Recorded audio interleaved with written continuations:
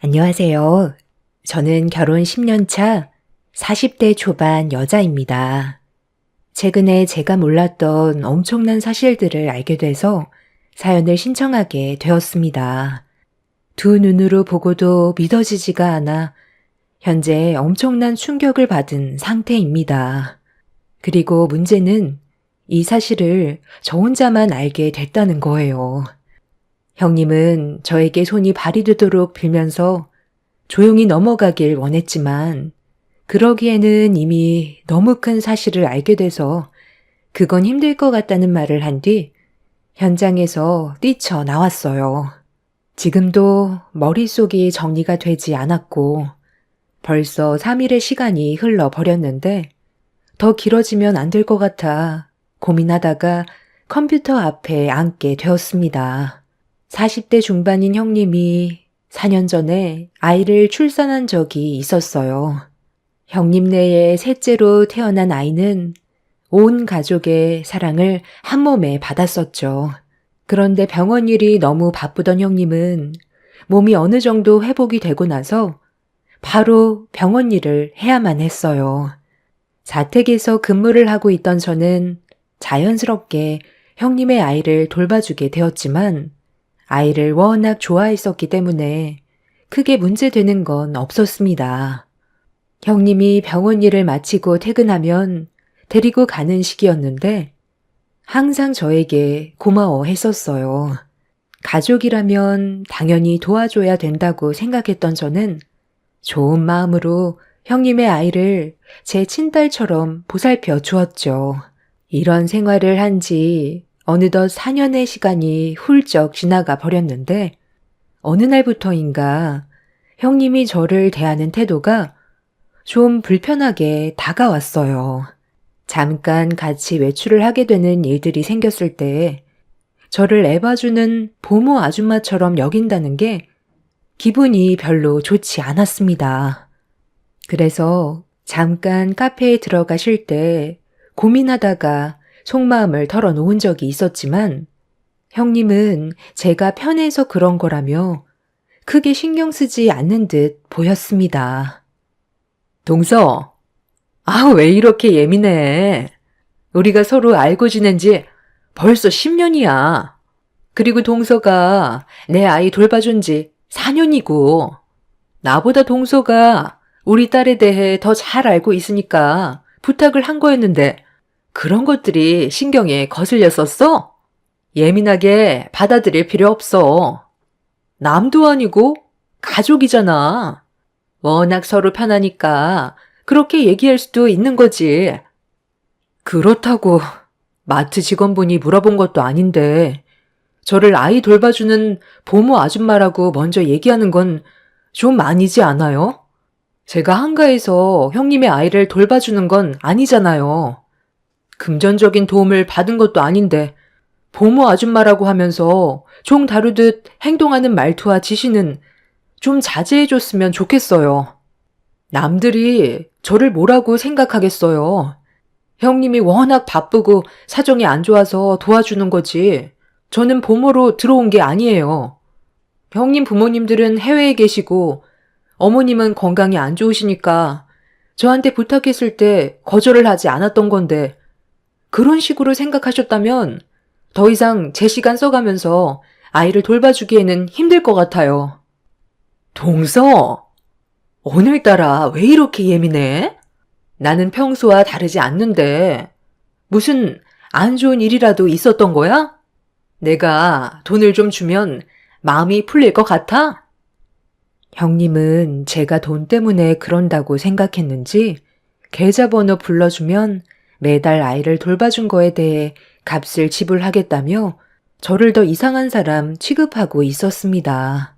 형님과 서로 알아온 지 10년이라서 약간 편하게 대하는 일들은 있었지만 그렇다고 보모로 취급하라는 건 아니었는데 형님은 날이 가면 갈수록 점점 더 지나치게 심해질 정도로 저를 함부로 대했습니다. 이런 문제로 더는 아이들 돌봐주는 건 힘들 것 같아 형님과 단둘이 있을 때가 기회라고 생각해 다시 한번 얘기했어요. 저도 아이가 없는 것도 아니라 애들한테도 신경을 써줘야 돼서 여기까지만 하는 게 좋을 것 같아요. 형님도 요즘엔 좀 한가한 편이잖아요. 동서, 갑자기 그게 무슨 말이야? 내가 서운하게 해서 그래? 그냥 웃자고 한 말들이었잖아. 너무 심각하게 받아들이지 마. 농담도 못하니? 저 지금 진지해요. 형님은 농담이라고 생각해서 가볍게 뱉은 말이겠지만 저는 상처로 다가온다는 거 알아줬으면 좋겠어요. 그리고 남들한테 그렇게 얘기했다는 건 평소에도 저를 아이 돌봐주는 보모 아줌마로 생각하고 있었다는 거잖아요. 저도 요즘 일이 많이 바쁘고 형님도 어느 정도 안정된 생활 찾았으니 여기까지만 할게요. 저도 지금은 많이 지쳐있는 상태라 좀 쉬고 싶기도 하고요. 이번 주까지 집안에 있던 물건들 정리해서 주말에 형님 집에 한번 들릴게요. 뭐? 그렇게 빨리? 지금 우리 애들 한창 예민한 시기고 공부에 열중해야 되는데 막내가 있다 보면 아무래도 학업에 집중할 수가 없게 되잖아. 동서가 조금만 더 고생해주면 안 될까? 내가 나중에 다 보상해 줄게. 우리 애 아빠도 해외에서 근무하고 있다 보니까 아이 봐줄 여건이 안 되잖아. 제발 부탁할게. 형님의 생각 없는 행동 때문에 기분이 별로 좋지 않았었는데 사정이 별로 좋지 않다는 걸 저 또한 알고 있던 상황이라 해결되지 않는 일들이 상당히 답답했었어요. 결국 형님의 간절한 부탁에 퇴근할 때까지는 제가 아이를 돌봐줄 수밖에 없었고 변화되지 않은 일상으로 돌아와 별 문제 없이 평범한 일상을 보내고 있는데 친구한테 전화가 와서 아무 생각 없이 전화 통화를 연결한 순간 기분이 너무 좋지 않았어요.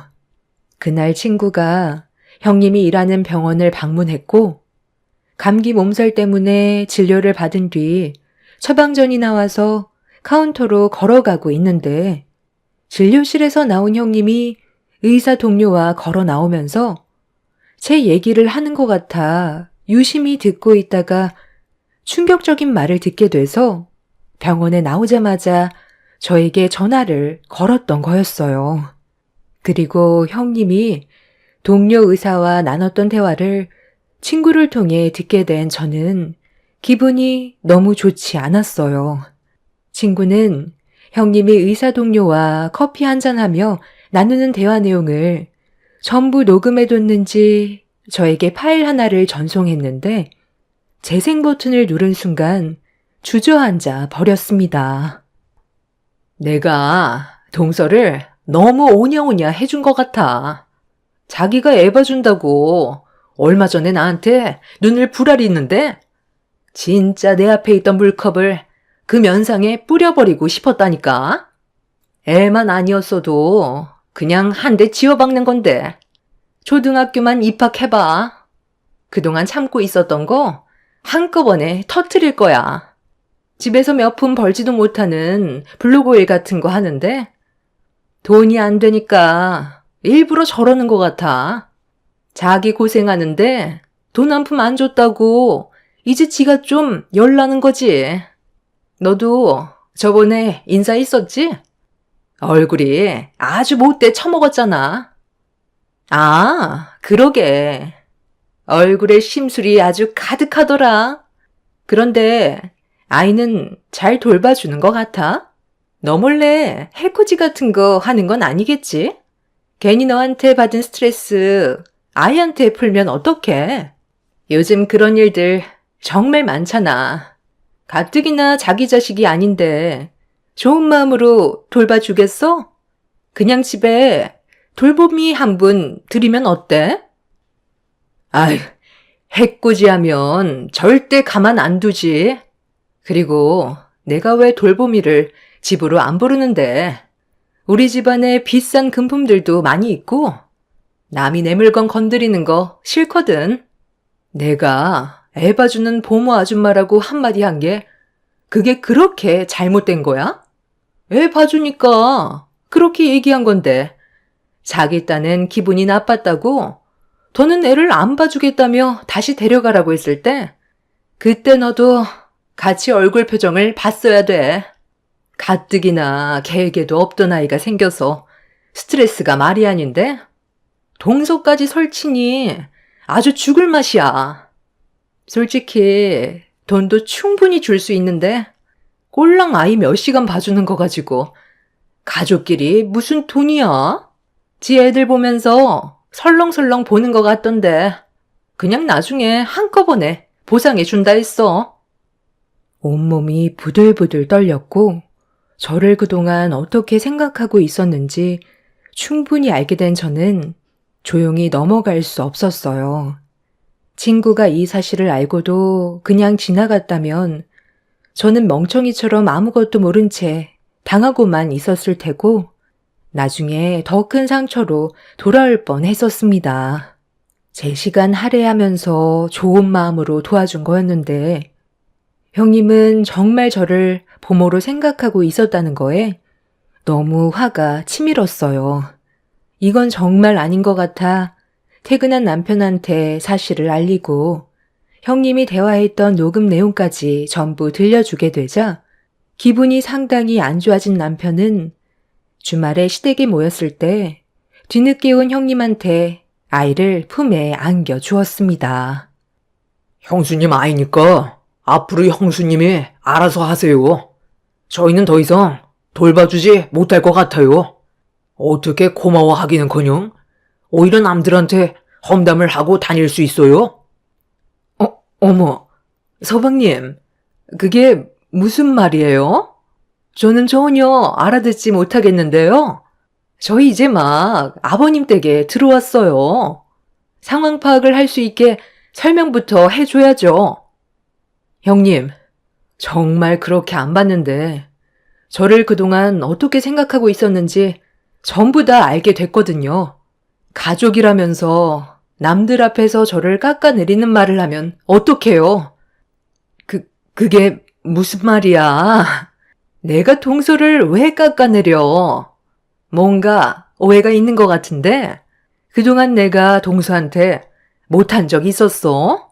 금전적으로 보상은 안 해줬어도 동서네 가족들 병원 오면 진료 다 봐주고 고마운 마음에 건강식품도 챙겨줬었는데 어떻게 나한테 그런 식으로 행동할 수 있어? 나 정말 서운해. 저는 형님의 말이 끝나기도 전에 핸드폰에 있던 녹음 파일을 재생시켰어요. 그리고 집안에 울려 퍼진 형님과 동료 의사의 대화 내용에 시부모님의 얼굴은 사색이 되었고 형님이 저한테 거짓말하고 있다는 게 들통이 나게 되자 붉어진 얼굴로 변명을 하고 있었지만 이미 본인 입으로 저를 어떻게 생각하는지 전부 다 얘기했었기 때문에 그 어떤 말도 들리지 않았습니다. 결국 형님은 자신의 잘못을 인정하면서 자기가 한마디 한 것 가지고 너무 예민하게 받아들이는 것 같아 서운한 마음에 저를 험담했다며 용서를 구했어요. 하지만 저희 부부는 형님의 잘못된 행동을 받아줄 마음이 없었고 묵묵히 듣고 있던 시부모님께서 한마디 하셨어요. 네가 그런 식으로 행동을 하면 작은 며느리가 얼마나 서운해할지 한 번 더 생각했다면 이런 일은 없었겠지. 그동안 작은 애 험담을 얼마나 하고 다녔으면 남들 귀에까지 들어갔겠어. 애는 앞으로 네가 봐라. 지금까지 도와준 걸 고마워했다면 이런 식으로 행동하진 않았을 거다. 오늘부터 네가 알아서 해라. 어머님, 제가 방금 어떤 상황이었는지 설명드렸잖아요. 정말 서운해서 한마디 했던 것뿐이에요. 절대로 동수한테 악감정 같은 건 없다고요. 그냥 동료랑 대화하면서 속풀이 좀 한 거 가지고 다들 너무 예민하게 반응하는 거 아니에요? 저 의사예요. 스트레스를 정말 많이 받는 직업이라고요. 그러다 보니 동서가 저한테 한 말에 민감해진 거고 그게 말로 표현이 된 것 같은데 지금은 이미 전부 다 잊어버렸다고요. 동서, 내 입장도 생각해주면 안 돼? 우리 그냥 좋게 넘어가자. 서로가 받아들이는 감정선이 달라서 그런 것뿐인데 일을 크게 만들 필요는 없는 거잖아. 내 상황 뻔히 알면서 정말 이럴 거야? 그러니까 형님이 처신을 잘했어야죠. 저는 지금 얼마나 큰 상처를 받았는지 아세요? 하루 이틀도 아니고 4년이에요. 그 긴 시간 동안 최선을 다해 형님 대신 육아했고 제 딸처럼 보살펴줬는데 돌아오는 거라곤 저를 험담하고 욕밖에 없어서 더는 못하겠어요. 형님 아이니까 이제 알아서 하세요. 이래서 밖에 있을 땐 행동 하나하나 조심하라고 얘기하는 거다. 방금 들은 녹음 내용은 네가 그동안 어떤 식으로 행동하고 어떤 마음을 가지고 있는지 전부 알 수 있기 때문에 최대한 신경을 써야 한다고 몇 번 말했던 적이 있었는데 시비 말을 흘려듣지만 않았어도 이런 일은 없었겠지. 더 큰일 만들지 말고 이제 그만 제자리로 돌아가라. 남들한테 존경의 대상이 되어야 될 의사가 그런 썩어 빠진 생각을 가지고 있으니 환자들을 어떻게 대하겠어? 온 가족이 형님의 행동에 화가 많이 난 상태였어요. 주워 담을 수 없는 결과에 결국 형님은 아이를 데리고 갈 수밖에 없었고 어느 정도 상황은 마무리가 되는 것 같았습니다.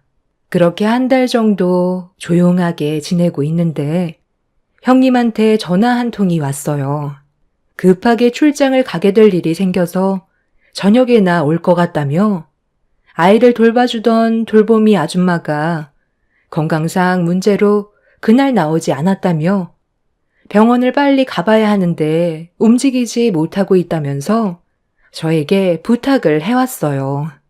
마음이 내키지는 않았지만 집안의 아이 물건도 아직 그대로 있던 터라 어쩔 수 없이 돌봐줘야만 했어요. 형님은 급하게 저희 집으로 와서 아이를 맡겼고 퇴근 시간쯤 병원으로 오면 될 거라는 말을 끝으로 서둘러 차를 타고 출장을 떠났어요. 그렇게 집안 일을 하면서 아이를 돌봐주었고 별일 없이 금방 저녁 시간이 돼서 아이를 데리고 병원으로 가기 위해 준비를 하고 있었어요. 퇴근 시간에 맞춰서 병원으로 오면 된다고 했었기 때문에 차가 막히기 전에 서둘러 출발을 하기 위해 정신없이 집안 정리를 한 다음 밖으로 나가려는데 형님한테 전화가 왔어요. 병원에서 기다리고 있으니 바로 오면 된다고 하길래 지금 출발하려고 준비 중이라는 말을 하는 순간 눈앞에 예상하지 못한 일이 펼쳐졌어요. 잠깐 눈을 뗀 사이 아이가 식탁 위로 올라가 뛰다가 미끄러지면서 바닥으로 떨어지려는 모습이 제 눈에 들어오게 된 거였죠. 저는 비명을 지르면서 떨어지는 아이한테 달려가 끌어안았는데 쿵 하는 소리와 함께 아주 잠깐 정신을 잃었어요. 저도 머리를 어딘가에 부딪힌 것 같았는데 울고 있는 아이의 울음소리에 다시 정신을 차려 힘겹게 아이의 얼굴을 보는 순간 너무 놀라 아이를 안고 급하게 형님이 일하는 병원으로 향했어요. 신발도 신지 못한 채 맨발로 집 밖으로 뛰쳐나와 택시를 타고 형님이 일하는 병원을 도착해 머리에서 피를 흘리고 있는 아이를 끌어안은 채 도움을 요청했습니다.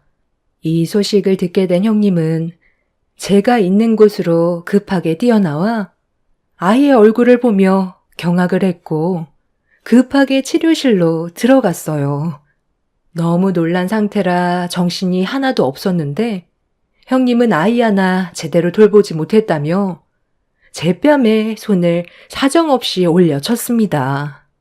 정신이 희미해질 정도로 형님한테 뺨을 맞게 되자 주변 사람들이 말리기 시작했고 저는 다리가 풀려 그 자리에 주저앉아 버렸어요. 형님은 그런 저에게 발길질까지 하면서 분노를 가라앉히지 못했습니다. 아이가 잘못되는 순간 저를 가만두지 않겠다며 머리채까지 잡고 난리를 치는데 힘이 풀린 상황에 속수무책으로 당하게 되었죠. 그런데 치료실에서 나온 간호사의 한마디에 저는 오열을 하게 되었고 간호사분들의 부축을 받아 천천히 몸을 일으킬 수 있었어요. 정말 다행이었던 게 아이의 몸에는 외관상 전혀 문제가 없었고 식탁에서 떨어지는 아이를 끌어안으려 달려들었을 때 식탁 모서리에 제 머리를 부딪히면서 찢어졌었는데 잠깐 정신을 잃었던 사이 출혈이 아이의 얼굴에 범벅이 된 거였어요. 제가 다친 것도 모르고 아이한테 문제가 생겼을까봐 정신없이 병원으로 달려갔던 거였죠. 조금도 다친 곳이 없다는 간호사의 말에 안심하면서 치료실로 천천히 걸음을 옮기려 하는데 주변에 있던 사람들이 웅성거리기 시작했어요. 그리고 그걸 본 형님이 소리를 질렀습니다. 구경 났어? 진료받으러 왔으면 조용히 자리에나 앉아있어. 병자들 주제에 어디서 의사인 나를 노려보는 거야? 내 자식이 다칠 뻔했다고. 아휴, 그렇다고 앞뒤 가리지 않고 머리 다친 사람을 저 지경으로 만들어도 된다는 거예요? 의사라는 사람이 환자의 상태부터 봐야 하는 거 아니야? 저게 의사야? 그쪽이 뭘 한다고 그래? 진료받기 싫으면 다른 병원 가면 되잖아. 나도 얼마나 놀랬으면 그랬겠어. 그쪽은 평생 우리 병원에서 진료받을 수 없으니 당장 나가. 갑자기 이게 무슨 일이야? 연락받고 왔는데 나린이가 크게 다쳤다면서? 지금 어디 있어? 치료 중이야? 내가 직접 안 들어가 봐도 되겠어? 저 사람은 누구야? 누구긴 누구야. 우리의 봐주는 보모 아줌마지. 다행히 나린이는 다친 곳이 전혀 없대. 그런데 하마터면 정말 큰일 날 뻔 했었다고. 내가 지금 얼마나 놀랐는지 알아? 병원장이 병원의 상주에 있어야지. 밖으로 싸돌아다니면 되겠어? 어떤 일들이 벌어질지 모르는데 교통 정리는 해줘야 할 거 아니야. 저 환자들 다 내보내줘. 나를 아주 죄인 취급한다니까. 어떤 상황이었는지 잘 알지도 못하는 것들이 눈앞에 보이는 상황만 보고 환자 주제에 의사인 나를 노려보고 있다고. 저는 형님과 병원장이라는 사람이 서로 주고받는 대화에서 뭔가 안 좋은 느낌을 받기 시작했어요. 평범한 대화처럼 느껴지지가 않았고 둘 사이가 상당히 가까워 보였습니다. 그렇게 저는 치료실에서 다친 상처를 치료받고 잠깐 앉아 있었는데 병원장이 들어오더니 갑자기 더러워진 제 발을 젖은 수건으로 감싸며 닦아주기 시작했어요. 너무 놀라 당황해서 뭐 하는 거냐고 경계의 눈빛을 보이면서 발을 급하게 뺐는데 병원장이 저를 올려다보며 하는 말에 어이가 없었습니다. 뭐라고요? 지금 저한테 고소를 하지 말라고요? 제가 어떤 기분 상태인지 모르는 것도 아닐 텐데 어떻게 그런 말을 할 수가 있죠? 이미 CCTV에 저를 어떻게 했는지 전부 찍혀 있는데 고소 취하는 말이 안 되죠. 제가 받은 만큼 돌려줄 겁니다. 누구 때문에 일이 이렇게까지 커졌는데요. 피해를 본 건 저라고요. 네, 충분히 잘 알고 있습니다. 그런데 고소를 하게 되면 병원 이미지에 상당한 타격을 받게 되거든요. 우리 선에서 합의하는 걸로 넘어가면 안 될까요? 정신적 피해 보상은 제가 충분히 보상해 드리겠습니다. 그리고 가족끼리 고소한다고 얼굴 붉히는 건 별로 좋은 건 아니잖아요. 좋게 넘어갈 수 있게 선처 부탁합니다.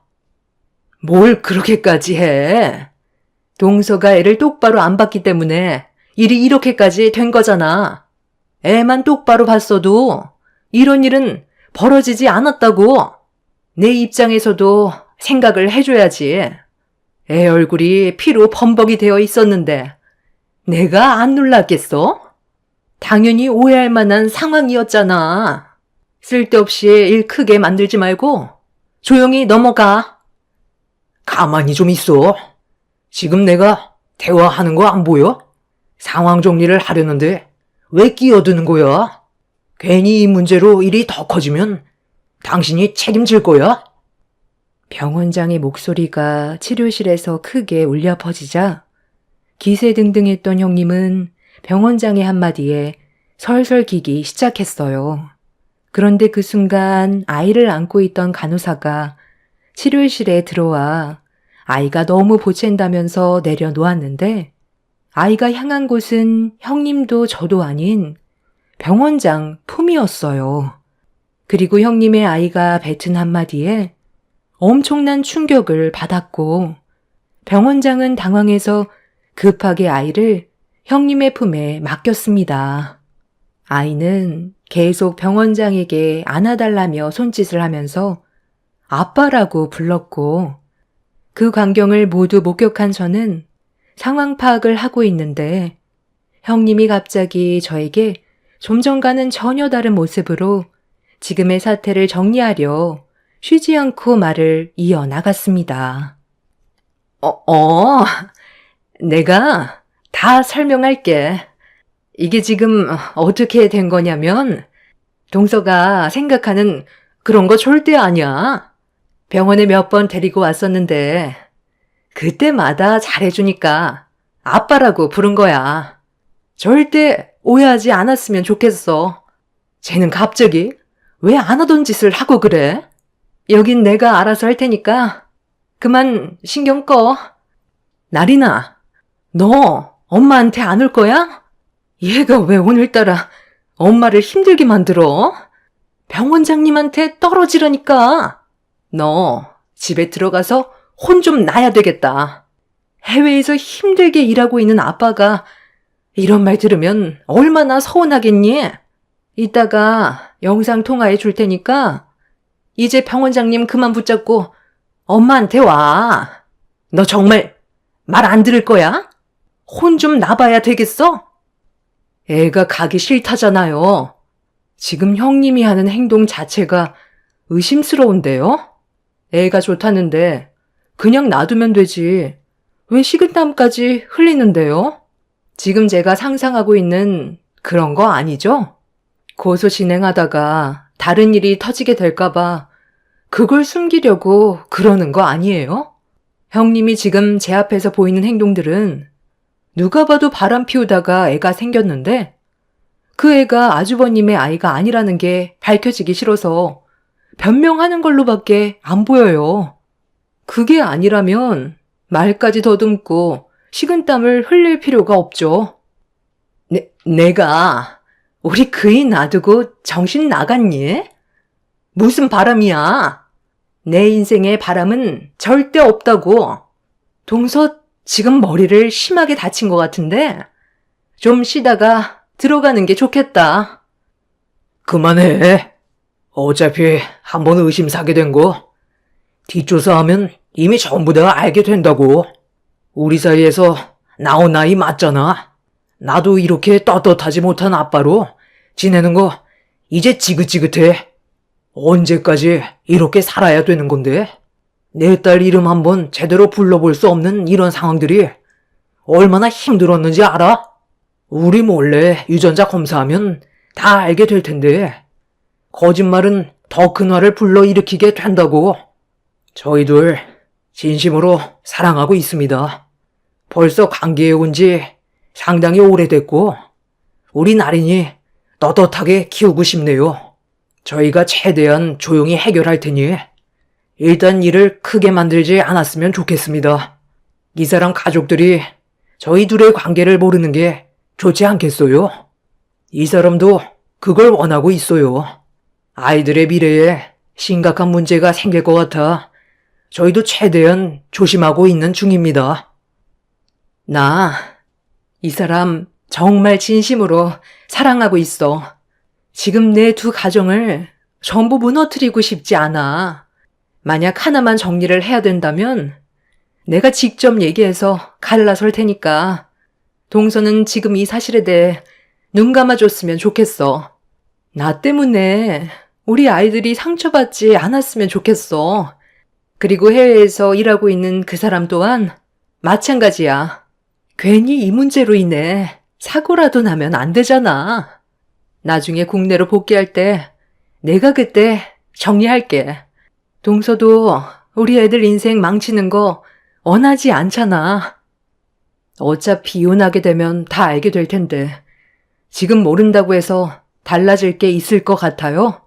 아이들 문제로 결국 형님이 바람 피웠다는 걸 알게 될 텐데요. 제가 그렇게 마음이 넓지 않아서 지금의 상황들을 조용히 넘어갈 수는 없을 것 같네요. 저한테 했던 행동들에 대해서는 고소 진행할 거고 아주버님과 아이들이 형님이 어떤 사람인지 하루라도 빨리 알아야 더 이상 상처를 받지 않겠죠.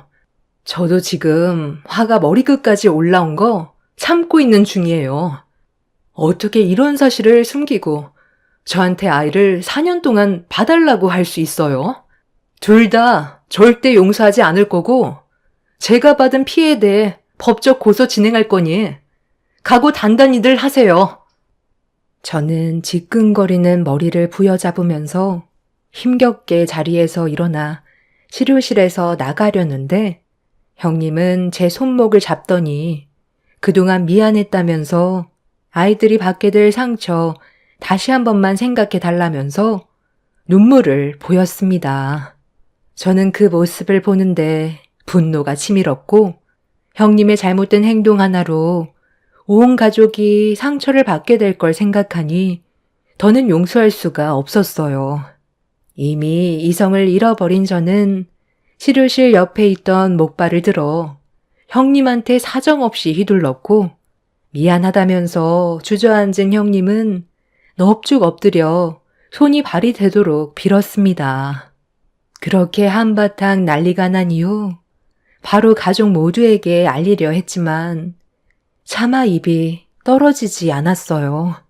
눈앞에 보이게 될 온 가족이 무너지는 모습이 저를 머뭇거리게 만들었습니다. 그리고 벌써 3일의 시간이 지나 버렸어요. 분명히 사실을 가족들에게 알려야 하는데 어떻게 말을 해야 할지 몰라 걱정이 앞섭니다. 지금 당장 해외에서 근무하는 아주버님한테 연락을 취해 형님이 바람을 피웠고 늦둥이 막내가 아주버님의 아이가 아니라는 걸 제 입으로 말을 해야 될까요?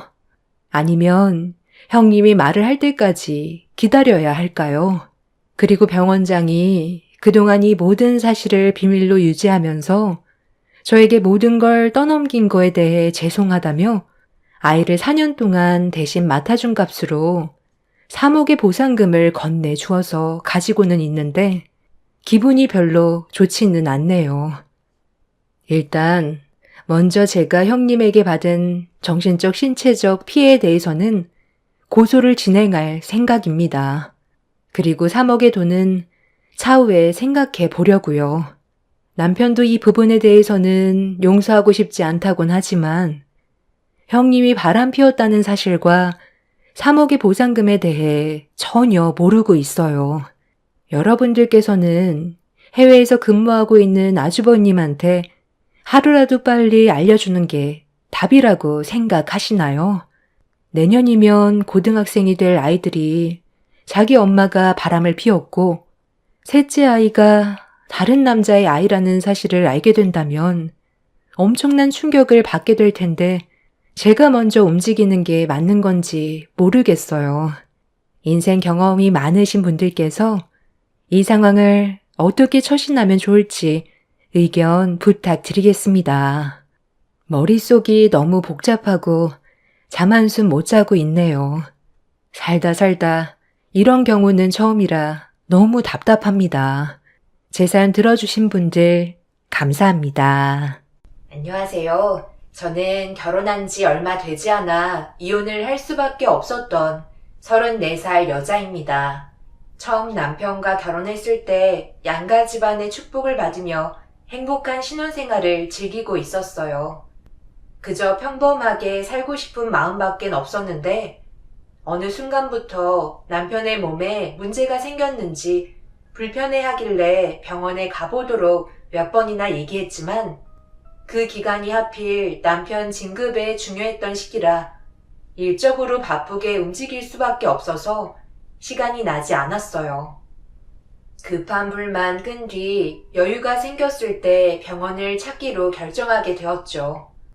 잠깐이라도 진찰받으면 좋았을 텐데 남편은 회사의 눈치가 보인다며 병원에 가는 걸 꺼려 했었어요.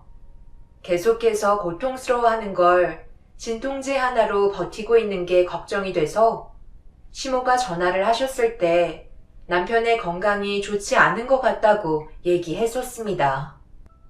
너무 걱정하지 마라.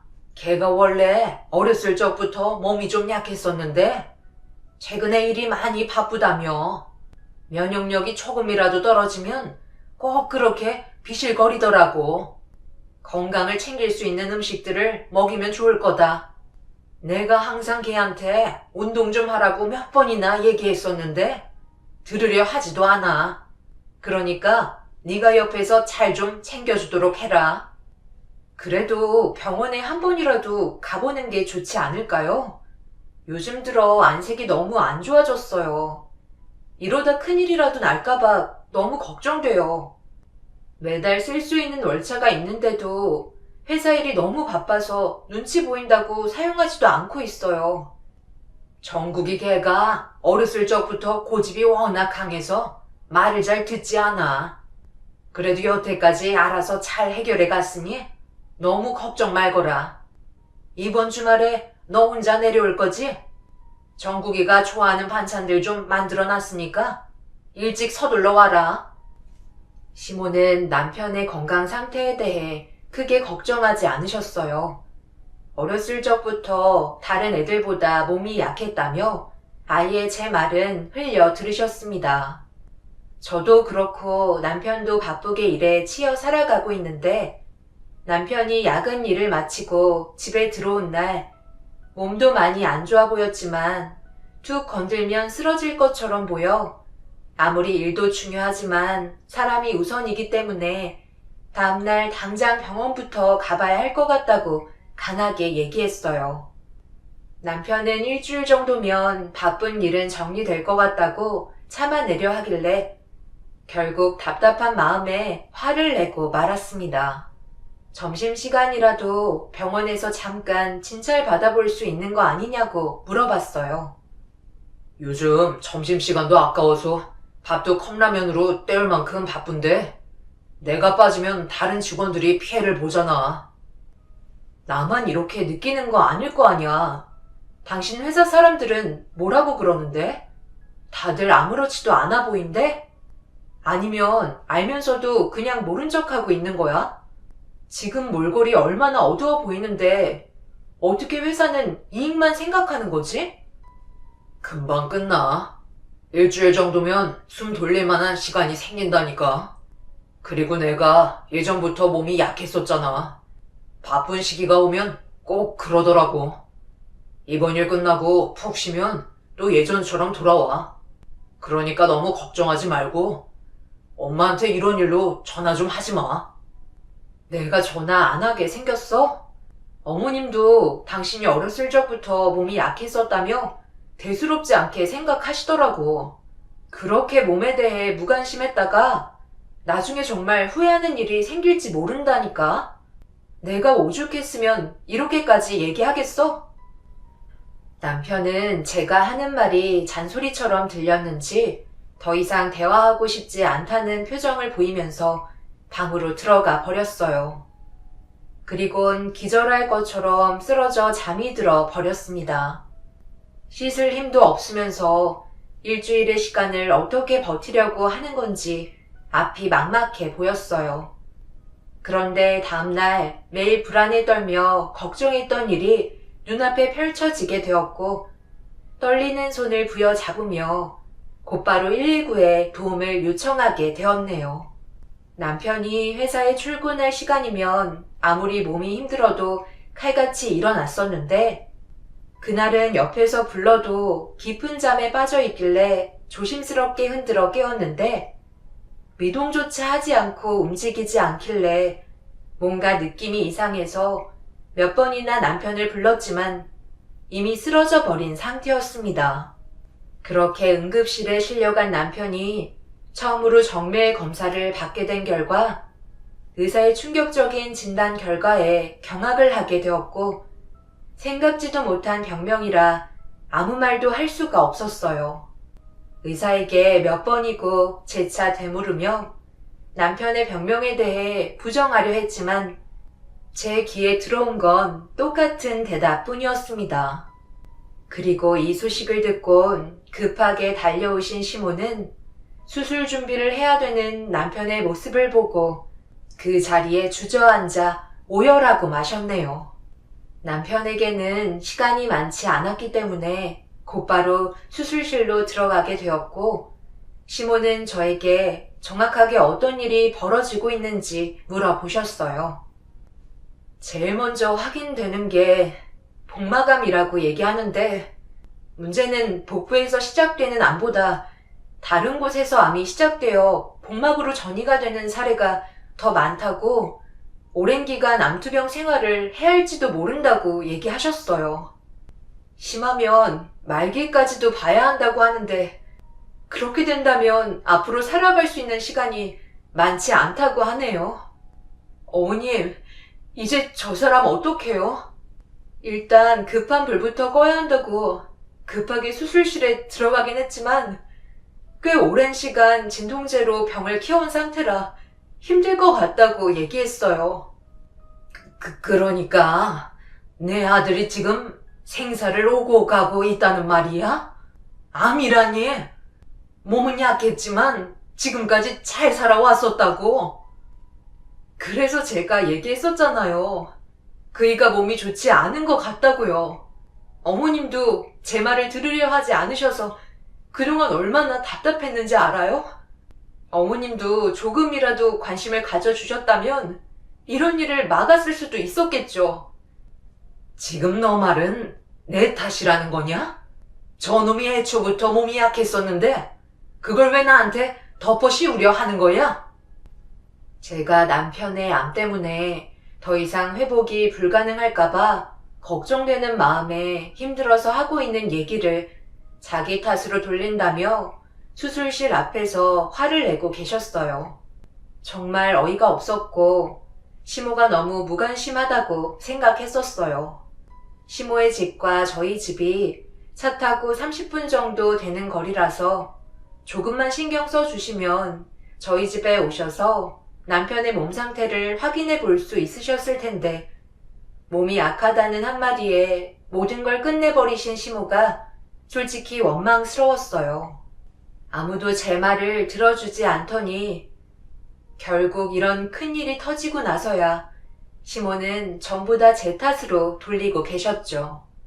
그렇게 6시간 정도의 긴 대수술 끝에 병실로 옮겨진 남편의 상태는 너무 안 좋았었고 의사는 마음의 준비를 해야 될 것 같다며 고개를 흔드셨네요. 이제 막 결혼한 지 1년밖에 안 된 저에게 엄청난 충격을 안겨주는 의사의 말에 오열을 하며 제발 살려달라고 애원했어요. 아무래도 힘들 것 같습니다. 예상했던 대로 복마감은 2차적으로 발생된 암이었고 1차적으로 시작된 암은 대장에서부터였네요. 벌써 온몸에 많은 암세포가 전이가 되어버린 상태라 수술을 더 이상 할 수 없을 만큼 손을 쓰기가 힘든 상황입니다. 그럼 더는 희망이 없단 말인가요? 이 사람 깨어날 수는 있는 거죠? 앞으로 남은 시간이 얼마나 되는 건데요?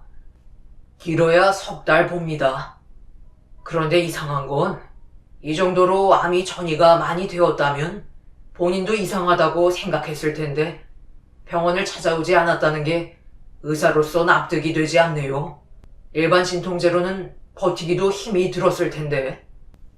의사는 버티고 있었던 것도 대단하다며 어느 시점부터 진통제를 아무리 먹어도 몸에서 내성 반응이 왔을 테고 아무리 많이 먹어도 진통 효과가 제대로 들지 않았을 거라며 남편의 행동을 이해하기 힘들어 했어요. 그 말을 듣곤 너무 화가 치밀어 올라 남편이 다니는 회사로 찾아갔어요. 이렇게까지 된 건 전부 다 회사에서 일을 무리하게 시킨 탓이라고 확신했습니다. 그래서 무작정 회사로 찾아가 난리를 치기 시작하자 제가 남편의 아내라는 걸 알게 된 대표가 저를 따로 불렀습니다. 그래서 뭘 원하시는 건데요? 김 대리가 지금 암으로 병원에 있으니 그에 따른 보상을 해달라고 지금 찾아오신 건가요? 당연한 거 아니에요? 어떻게 병원도 못 갈 정도로 사람을 쉴 수 없을 정도로 일을 시키는 회사가 어디 있어요? 저희가 쉬지 못하게 일을 시켰다고요? 언제요? 저희는 법정 노동 시간을 준수하는 회사입니다. 절대 강요하지 않았어요. 김 대리가 회사의 발전을 위해 자진해서 근무를 했던 거죠. 그리고 이제는 집안의 가장으로서 무게까지 실렸는데 당연히 열심히 해야 하는 건 맞는다고 생각하는데요. 무조건 회사로 찾아오셔서 난리를 치신다고 좋아질 거 하나 없어요. 그러니 소란 그만 피우시고 조용히 돌아가 주셨으면 좋겠네요. 안 그럼 저희도 경찰에 신고를 하던지 법적으로 조치를 취할 수밖에 없는 안타까운 상황에 놓인다고요. 그러니 서로 더 이상의 감정 상하지 않게 그만하셨으면 좋겠네요. 그러니까 지금 저희 남편이 저렇게 되었는데 아무런 조치도 취해주시지 않겠다는 건가요? 저희 남편은 열심히 일해준 것밖에 없는데 이제 와서 단물 다 빠졌으니 등을 돌리시겠다는 거죠? 그럼 저희도 법적으로 움직여야 되겠네요. 그렇게 하시던지요. 저희 근무 환경이 암이 발생될 수 있는 환경인가요? 서로 웃으면서 행복하게 여유로운 회사 생활을 하고 있는데 도대체 회사에서 무슨 잘못을 했는지 모르겠네요. 그럼 오늘부로 김 대리는 더 이상 저희 회사에 근무할 수 없을 정도로 몸 상태가 심각하다고 판단 내려도 되는 거네요. 그럼 오늘 이후부터 퇴사 처리 진행하겠습니다. 저희도 안타까운 인지 하나 보내게 돼서 정말 마음이 좋지 않네요. 그동안 고생하셨고 지금까지 근무하셨던 수당은 김 대리 통장으로 정산되어 들어가게 될 겁니다. 그럼 할 얘기는 전부 끝난 것 같으니 이왕 오신 김에 점심이라도 한 끼 하시고 돌아가세요. 당연히 공짜는 아닌 거 아시죠? 외부인은 6,000원 내고 드셔야 합니다. 조비서, 손님 나가신단다. 가는 길에 소금 좀 뿌려. 남편이 근무했던 회사의 대표라는 사람이 열심히 일을 도왔던 직원한테 문제가 생겼다는 이유 하나만으로 걷어차버리는 모습에 엄청난 충격을 받았었고 회사 측의 잘못이 아니라고 주장하고 있는 대표의 행동에 더욱더 용서하고 싶은 마음이 없었어요. 그래서 법적인 절차를 밟으려고 준비하려던 찰나 어머님한테 갑자기 전화가 왔어요. 남편한테 심정지가 왔다며 급하게 병원으로 불렀습니다.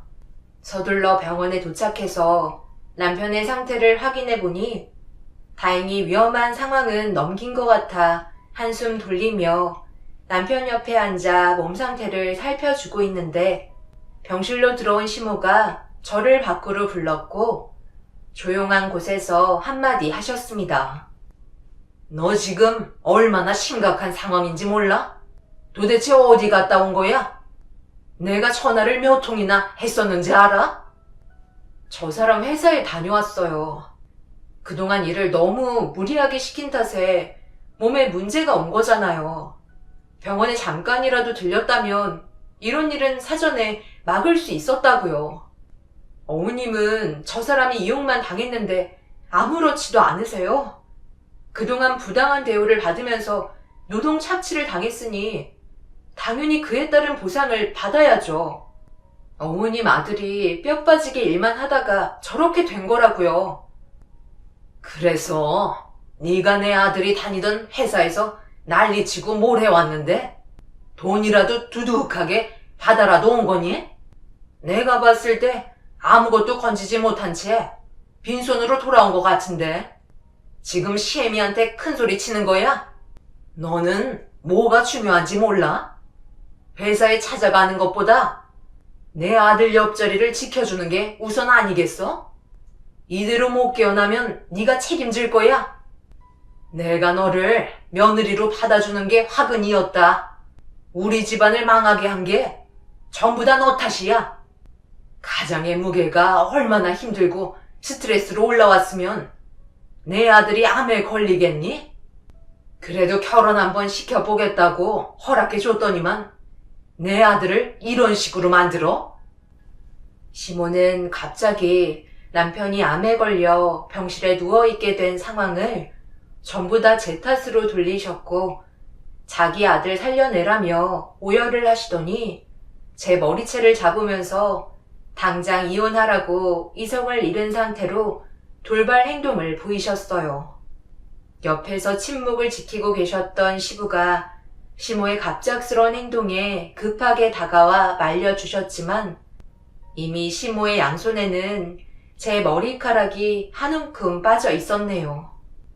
처음부터 제가 마음에 들지 않았다며 계속해서 달려드시려는 시모를 막아선 시부가 그만 집으로 돌아가는 게 좋을 것 같다는 말에 너덜거린 상태로 집에 올 수밖에 없었어요.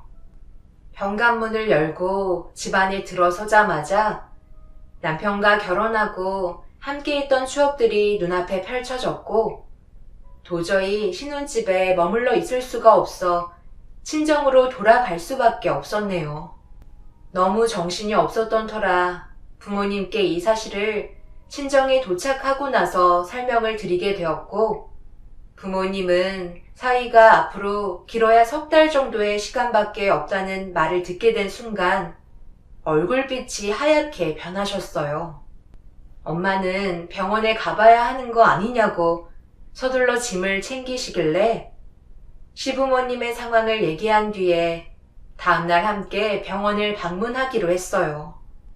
아내인 제가 시모 때문에 남편 옆에 있을 수 없다는 현실이 너무 답답했어요.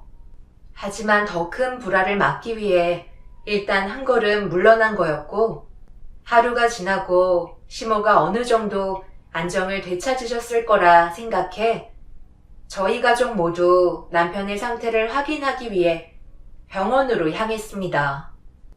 그렇게 병실 문을 열자 남편이 정신을 차렸는지 눈을 뜬 상태로 저희를 바라보고 있었어요. 기력이 많이 떨어졌는지 말을 제대로 하지 못했고 눈빛으로 서로의 안부를 확인하고 있었습니다. 그 모습을 보게 되니 눈에서 눈물이 멈추지 않더라고요. 그런데 저희 가족이 남편을 살피고 있던 그때 시모가 병실로 들어왔고 저희 가족을 보자마자 인상을 쓰시면서 화를 내기 시작하셨어요. 예, 너는 내가 여기에 팔도 들이지 말라고 분명히 얘기했는데 시애미 말이 말 같지 않니? 사돈, 불난집 불구경하러 오셨어요? 사부인 심정 저희도 다 알고 있으니까 진정 좀 하세요. 저희가 그런 마음으로 여기 왔겠어요?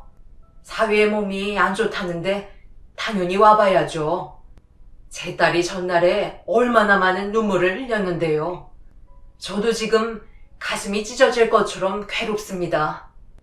언제부터 내 아들 챙겼다고 그런 말을 하시는 거예요? 결혼한 지 이제 1년밖에 안 됐는데 그런 감정이 솟아나나요? 내 아들이 가진 재산 때문에 찾아온 거 아니에요? 결혼하고 배우자가 됐으니 아들 재산 며느리한테 전부 다 넘어가게 되니까 내 아들 몸 상태가 어떤지 확인차 온 거잖아요.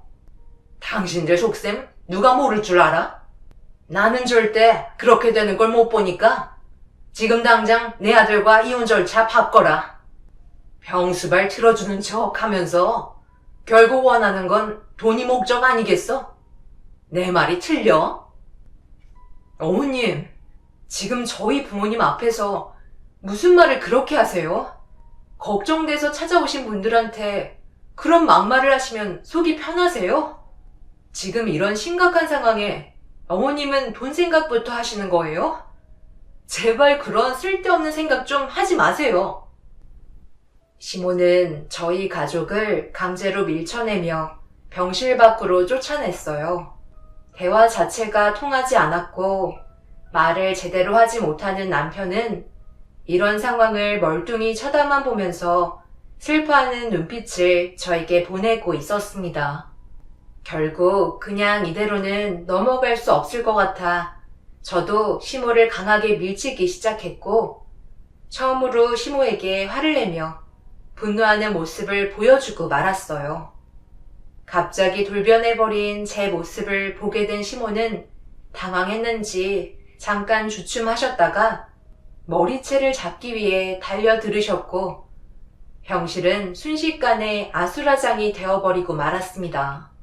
왜 이런 안 좋은 상황을 계속해서 만들어 가시는지 이해를 할 수가 없었어요. 그런데 뒤늦게 병원에 도착하신 시부가 난리난 광경을 목격하시고 화가 머리끝까지 올라오셨는지 시모에게 언성을 높이며 중재를 하시면서 그제서야 시모는 이성을 되찾은 듯 병실로 들어가신 뒤에 문을 강하게 닫으셨네요. 시부는 저희 가족에게 고개를 숙이면서 시모의 태도에 대한 용서를 구하셨어요. 어쩔 수 없이 그날도 그냥 집으로 돌아올 수밖에 없었네요. 부모님께서도 시모의 태도에 많은 실망을 하셨는지 이왕 이렇게 된 거 서둘러 이혼 처리를 하는 게 좋을 것 같다며 화를 가라앉히지 못하셨어요. 남편에게 주어진 시간은 얼마 남지 않았는데 시간은 계속해서 흘러가니 답답할 뿐이었고 어떻게 해서든지 시모와의 관계를 풀어나가는 게 좋을 것 같아 다음날 아침에 다시 병원으로 찾아갔어요. 그리고 남편의 몸을 살펴주고 있는 시모에게 대화를 요청하게 되었습니다.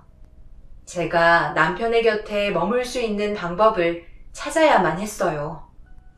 너는 회사 출근 안 하니? 이 시간에 왜 또 찾아온 거야? 아침부터 머리채 잡히고 싶은 거야? 내 아들 얼굴 볼 생각하지 말거라. 어머님, 도대체 왜 이렇게까지 하시는 거예요?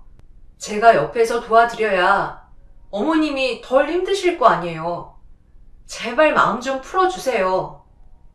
네가 도대체 내 아들이랑 결혼해서 한 게 뭐야?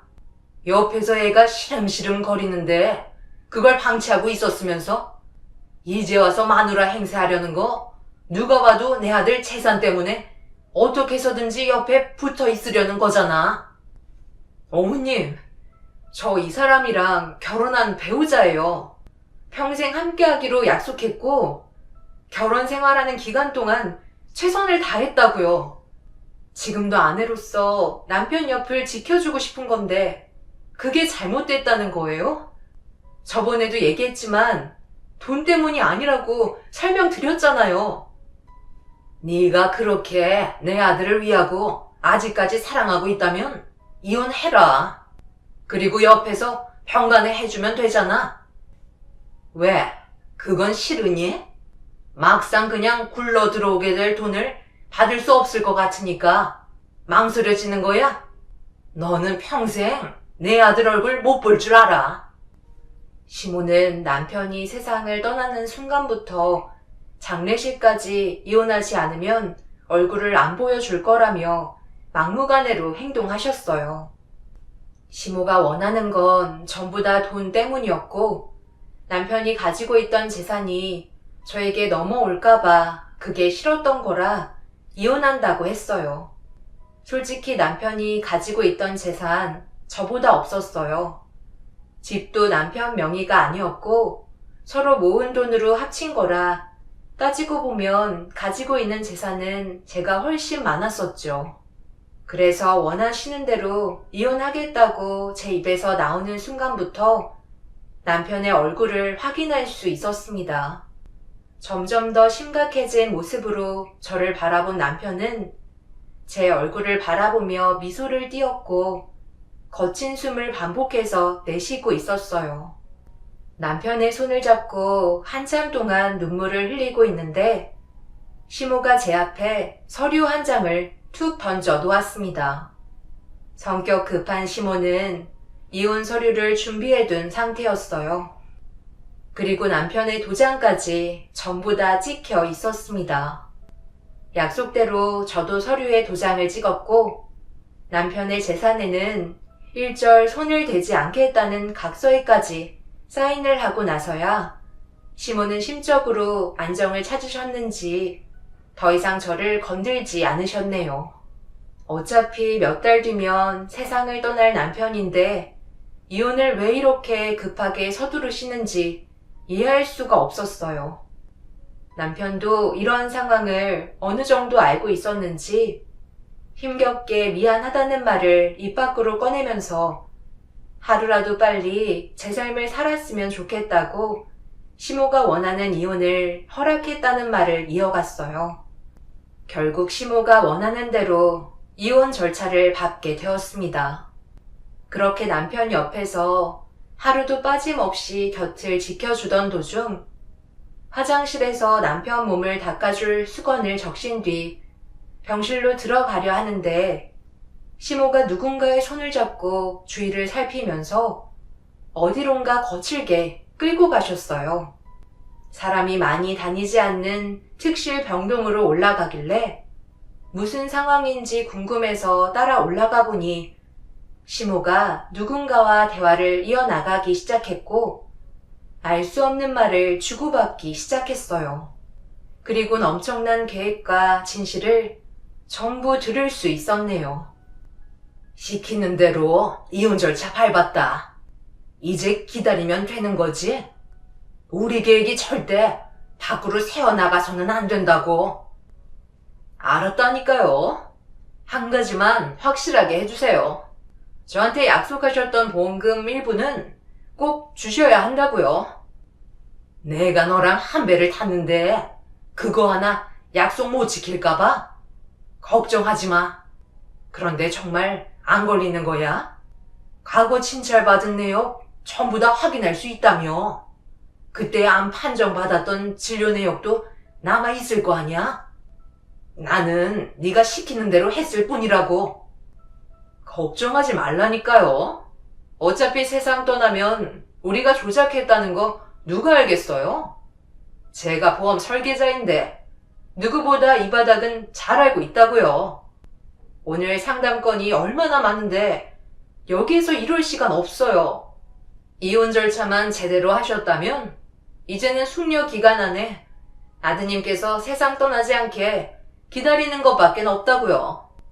그러니까 제가 결혼 반대하시라고 했잖아요. 그래도 내 아들이 죽기 전에 한 번쯤은 결혼은 해줘야 그나마 마음이 위안이 될 것 같아 나 편하자고 그렇게 한 거야. 며느리가 생명보험금이 내 이름으로 지급되면 의심하고 껄끄러워질 뻔했는데 이혼했으니까 이제 확실하게 걱정할 거 없는 거지? 시모는 저와 결혼하기 전에 남편의 건강 문제 때문에 병원을 잠시 다녀온 것 같아 보였어요. 그런데 의사가 시모를 따로 불러 마음의 준비를 하는 게 좋을 것 같다며 암 진단을 내렸었는데 그 사실을 남편에게 알려주지 않았고 친분이 있는 보험사 직원과 남편 몰래 계획을 꾸며 생명보험을 들어놨던 거였네요. 저도 그렇고 남편도 전혀 모르는 상태로 살아왔었기 때문에 시모와 보험사 직원의 행동에 너무 큰 충격을 받게 되었어요. 어떻게 남편을 살릴 생각은 하지 않고 생명보험금을 노릴 계획을 했는지 이해할 수가 없었습니다. 결국 이 사실을 전부 다 알게 된 이후 서둘러 그 자리에서 벗어나 경찰에 신고를 하려던 순간 뒤에서 누군가 저를 불렀고 고개를 돌리자 저희 병실 담당 간호사 분이었어요. 그리고 제가 이 모든 사실을 듣게 됐다는 걸 시모와 보험사 직원이 알게 되면서 제가 도망가지 않게 천천히 다가와 겁에 질린 얼굴로 설득을 하기 시작했네요. 가까이 오지 마세요. 어떻게 사람들이 그럴 수 있어요? 돈 때문에 자기 아들을 세상 떠나게 만들려고 계획을 했다는 거 제가 전부 다 들었어요. 돈이 그렇게 중요해요? 어머님이 배 아파 낳은 자식 아닌가요? 그런데 어떻게 이런 일을 꾸밀 수가 있어요? 잠깐만. 얘야, 내 말 좀 들어봐. 정국이는 어차피 가망이 없다고 했었어. 그럼 아무리 많은 돈을 투자해서 항암 치료를 받아봤자 결국 돈만 날리고 세상 떠나게 될 텐데, 그렇게 될 바에는 갈 때 효도하고 가면 얼마나 좋아. 그래서 이런 생각을 하게 된 거야. 아무도 몰라. 우리 셋만 아는 사실이야. 비밀로 하면 보험금 받을 수 있고 우리는 조용히 지내면 되는 거야. 내가 너한테도 보험금의 일부를 넘겨주마. 그러니까 제발 진정하고 이성적으로 판단해라. 이제 다 왔어. 얼마 남지 않았다고. 오랜 기간 계획했던 걸 전부 다 물거품으로 만들 생각이야. 우리 대화 전부 다 들었으니 내가 왜 너한테 이혼하라고 했는지 이제는 이해할 수 있지? 절대 악감정은 없었으니까 이번만 넘어가도록 하자. 우리가 조용하게 해결할 수 있다고. 제발 핸드폰 내려놓거라. 저는 시모의 더러운 입에서 나오는 말을 듣고 싶지 않았어요. 결국 그 자리에서 경찰에 신고를 했고 저희 남편을 이용해 보험 사기를 계획한 시모와 보험 직원을 법적으로 처벌받게 만들었네요. 시모는 끝까지 자기 잘못이 아니라고 난리를 쳤지만 이미 모든 범행을 치밀하게 계획하고 있었다는 증거들이 전부 다 밝혀지게 되었습니다. 시간이 얼마 남지 않은 남편에게는 이 사실을 알려주지 않았어요. 세상 떠날 준비를 하고 있는 남편에게 더 이상의 아픔을 주고 싶지 않아 가족들만 알고 있었어요.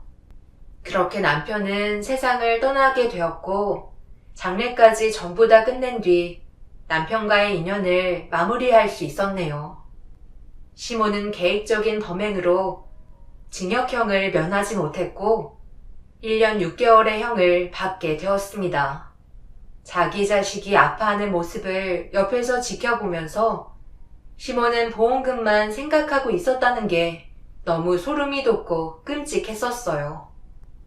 모든 사실을 전부 다 숨기고 저와 결혼하는 걸 지켜보면서 조금이나마 미안한 마음을 떨쳐내려고 세상 떠나기 전에 저와의 결혼을 허락했다는 것도 충격을 받았습니다. 분명 좋은 사람도 많겠지만 세상에는 악한 사람도 많다는 걸 이번 일을 통해서 뼈저리게 알 수 있었네요. 제발 그곳에서는 시모가 자신의 잘못을 뉘우치고 나왔으면 좋겠습니다. 구치소에 들어가기 전에 저에게 했던 말이 생각이 나네요. 1년 6개월이 지나고 구치소에서 나오는 순간 저를 찾아내서 용서하지 않겠다는 말을 하셨습니다. 세상 떠난 남편이 불쌍하기만 하네요. 제 사연 들어주신 분들, 오늘 하루도 힘내시고 언제나 가족분들과 화목한 시간 보내시길 바랍니다. 감사합니다.